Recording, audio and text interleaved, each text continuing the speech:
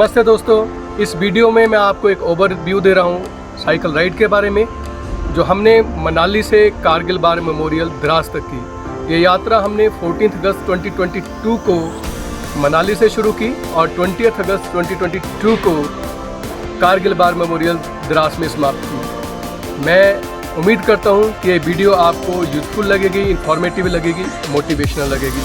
ये वीडियो हमने समर्पित की आज़ादी के 75वें महोत्सव पर कारगिल वार हीरोज़ को।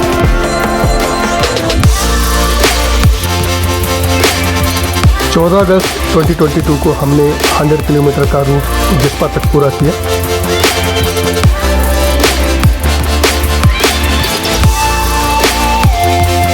दूसरे दिन का सफ़र जिस्पा से शुरू हुआ और हम पहुंचे 5000 मीटर ऊंचे श्रृंखला टॉप होते हुए गम्बोरंगजन।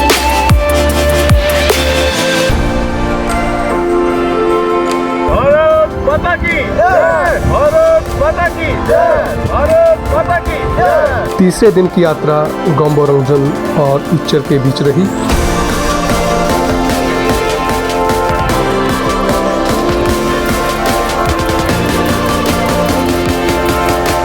अगस्त 2022 को इच्चर से चलकर हम पहुंच गए जांस्कर वैली के हेडक्वार्टर पदुम में।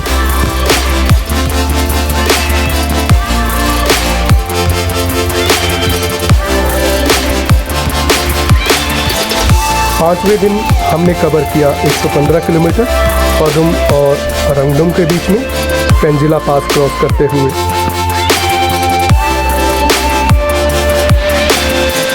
सिक्स्थ डे की राइड रंगडुम और संकू के बीच में रही।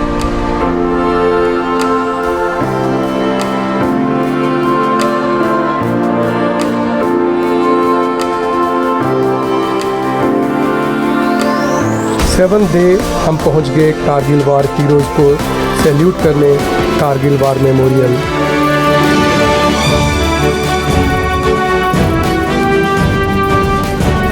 सात दिनों में हम चल दिए 575 किलोमीटर और तकरीबन 9200 मीटर का एलिवेशन गेन किया। अंत में मैं आप सभी से यही गुजारिश करता हूँ कि आओ झुककर करें सलाम उन्हें जिनके मुकद्दर में ये मुकाम आता है। बड़े ही खुश नसीब होते हैं वे लोग जिनका लहू वतन के काम आता है। जय हिंद, जय हिंद। भारत माता की जय, भारत माता की जय, भारत माता की जय।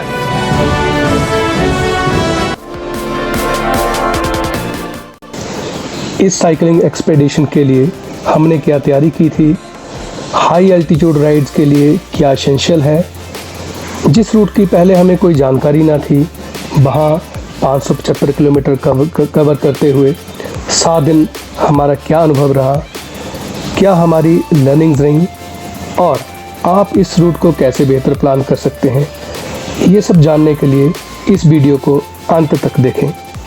जो एक एमटीबी की डिमांड होती है कि हमें वो रूट चाहिए, द बेस्ट रूट है ये वाला मनाली टू कारगिल, जिसमें कि 75% ऑफ रोडिंग है और बाकी आपको पक्का रूट मिलेगा इस पर।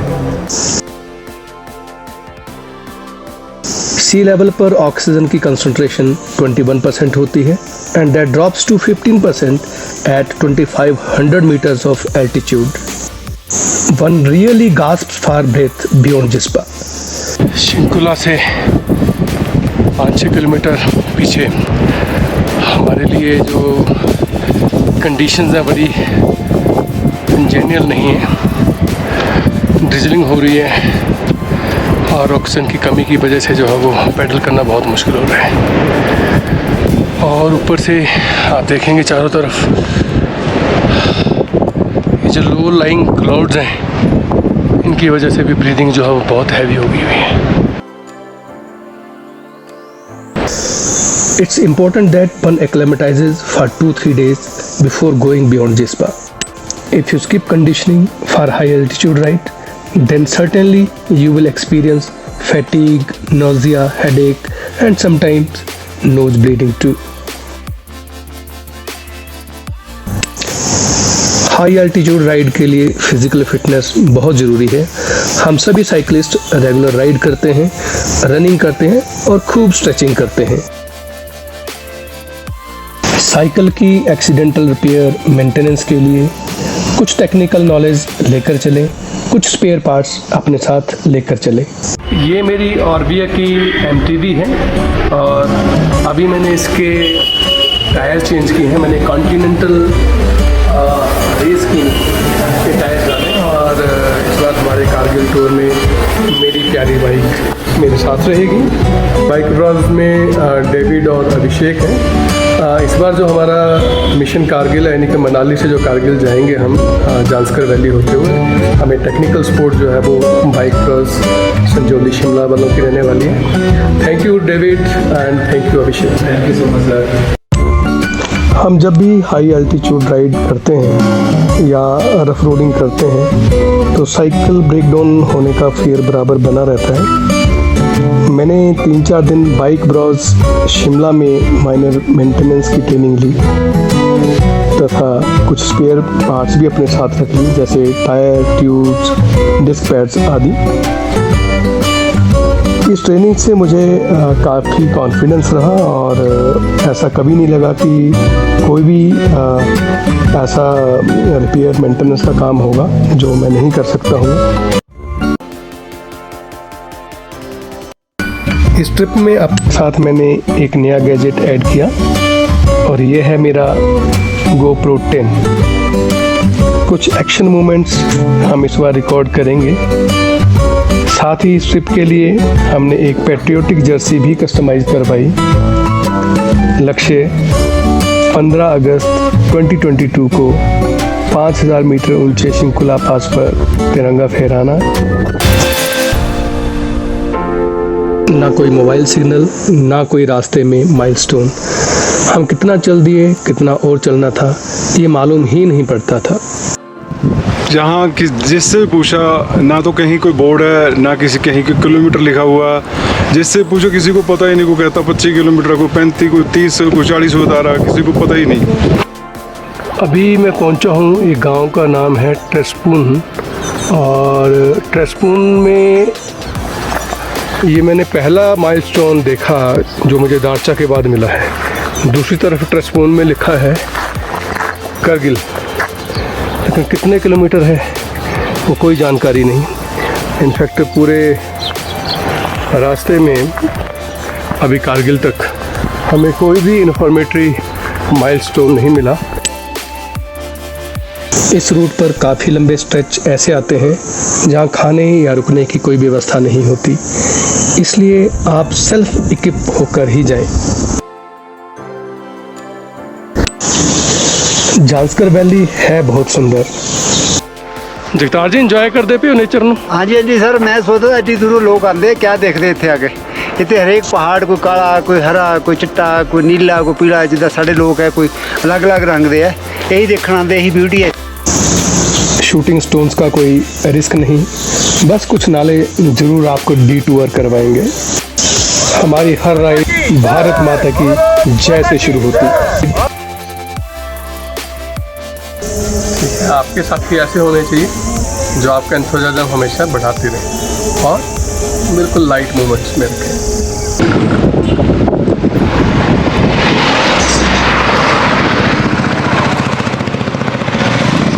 Very good boys, very good boys. Come on, come on. Dr. Rohit. Yes. Good. Jasveer ji. Very nice, very nice. इधर आइए। So how's the जोश? फुल जोश जैसे कारगिल नजदीक आ रहा है वैसे जोश बढ़ता जा रहा है। बहुत बढ़िया, बहुत बढ़िया।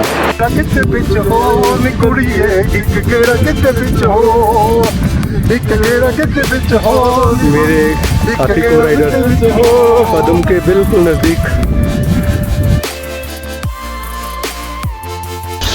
मेडिकल फर्स्ट एड के साथ ये चीज़ें भी बहुत ज़रूरी हैं।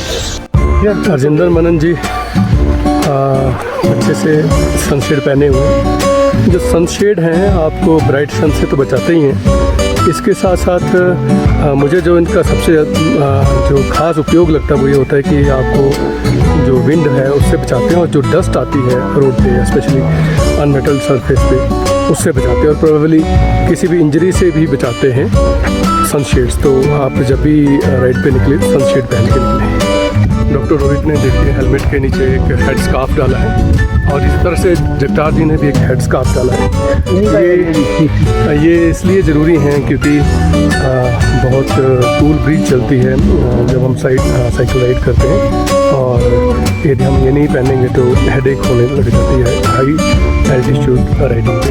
जब भी आप राइड करते हुए चलें तो बिनी जिसको हम एक कैप बोलते हैं या फिर ये हेड गियर जो है स्कार्फ पहन के चलें। और जब मैं राइड करता हूँ तो मैं खुद एक फेस मास्क का इस्तेमाल करता हूँ क्योंकि ये मुझे डस्ट से भी प्रोटेक्ट करता है और जो सन है उससे भी प्रोटेक्ट करता है। साइकिल राइड करते वक्त बहुत ज़्यादा स्वेटिंग होती है, आप डिहाइड्रेट हो जाते हैं, फैटीग हो जाती है। सबसे अच्छा उपाय इसके लिए है और मैं कहता हूँ कि वो पेनाशिया है, वो है ORS। आप पानी में ORS मिक्स करके कंटिन्यूसली साइकिल राइड करते वक्त उसको यूज़ करें। आपको फैटीग नहीं होगी, आपको एनर्जी मिलती रहेगी और आपकी बॉडी भी जो है वो हाइड्रेटेड रहेगी। पहाड़ों में साइकिल राइड करते वक्त ORS तो जीवनी का काम करता है।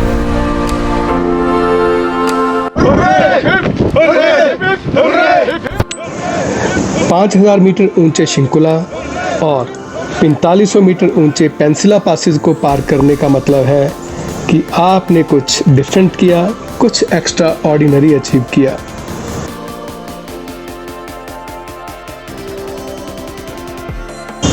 You will be mesmerizingly spellbound to sight Drang Drung and Parkachik glaciers in between Padum and Kargil.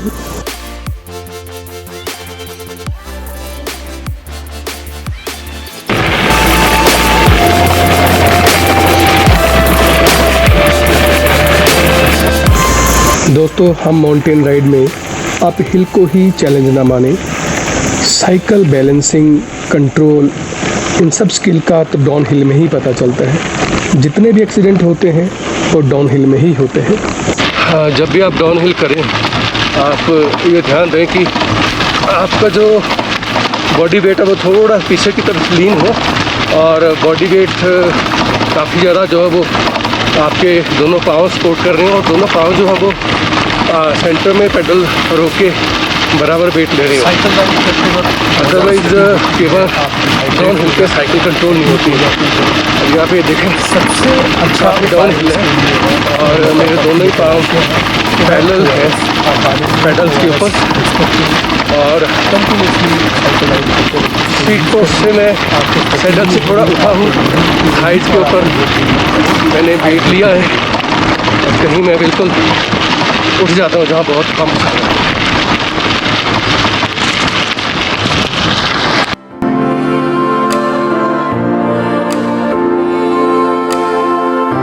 Lahaul valley से लद्दाख तक बुद्धिस्ट आस्था की महक आप में ऊर्जा का संचार करती रहती है।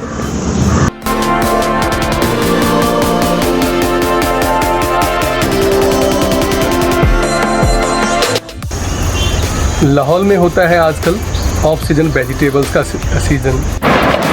लाहौल में बी कीपिंग का काम भी काफ़ी होता है। इनफैक्ट आजकल काफ़ी फायरिंग रहती है इन एरियाज़ में। जहाँ प्लेन्स में सभी जगह मानसून हो रही होती है, लाहौल स्पीति या लद्दाख में कोई मानसून नहीं होती है। और रास्ते में हमने देखा कि लद्दाख में बड़ी माइल्ड सी क्रॉपिंग होती है। वहाँ पर लोग जौ और गेहूँ लगाते हैं, इसके अलावा वहाँ पर कोई क्रॉप्स नहीं उगाते हैं।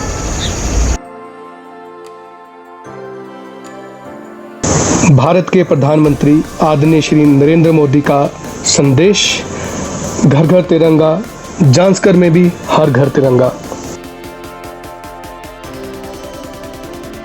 This route offers everything for MTB riders. It has high altitude passes, fearful downhills, streaming nalas, unmetalled surface, and most importantly, there is no vehicular traffic nightmare.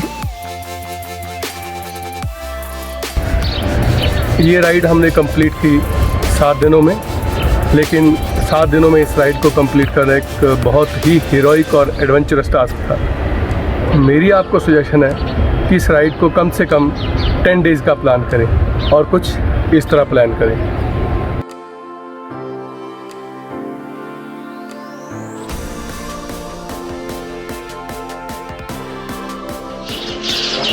इस ट्रिप का जब डिसाइड हुआ था 1 महीना पहले कि हमने राइड मनाली से शुरू करनी है और एंड हमने कारगिल में करना है, तो मैंने होमवर्क करना शुरू कर दिया था कि वो YouTube ब्लॉग्स देखने शुरू कर दिए। मनाली से कारगिल क्या कैसा रूट होगा, मनाली से पदुम वाला रूट, पदुम से कारगिल वाला रूट। चलो साइकिलिंग वाले भी ब्लॉग्स थे, but at A stretch Manali से लेके कारगिल तक ऐसा मुझे कोई ब्लॉग नहीं मिला कि जिसमें साइकिलिस्ट ने कॉन्टीन्यूसली मनाली से लेके कारगिल तक कॉन्टीन्यूस साइकिलिंग की हो। एनीवेज, हम क्लेम नहीं करते कि हम अभी आर दी फर्स्ट साइकिलिस्ट कि हमने मनाली से कारगिल तक हमने साइकिलिंग की है, बट फ्रैंकली स्पीकिंग सारा हमने जब अच्छे से वो होमवर्क किया कि ऐसा ऐसा टेरेन मिलेगा, ऐसा ऐसा सब कुछ मिलेगा, तो वो सारा होमवर्क अच्छे से करके हम जब शुरू हुए मनाली से, it was a totally different experience.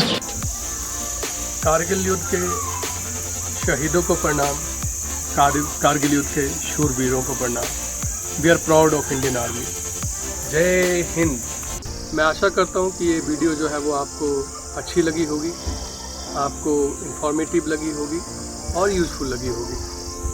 ये तो एक ओवरव्यू था पूरी जर्नी का, लेकिन डिटेल्ड जर्नी के लिए, डे टू डे इवेंट्स के लिए आप मेरी आने वाली वीडियोज़ को ज़रूर देखें।